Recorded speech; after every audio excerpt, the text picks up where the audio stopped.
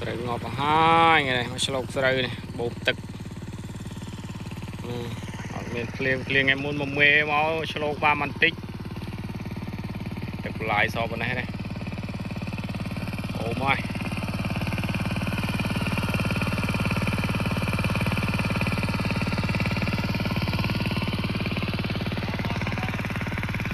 ghê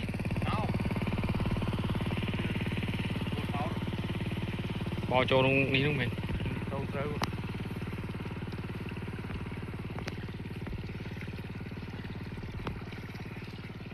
ôi ê ngò bỏ hơi liền em muốn một mê máu ăn lâu qua một tích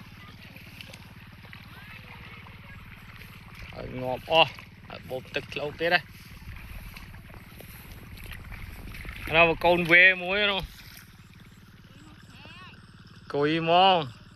ê con về mà chơi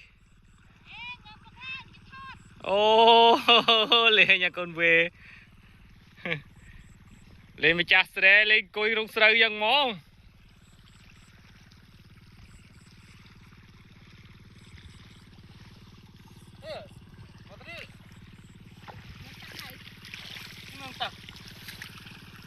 thế nào cái đào trốn nào mấy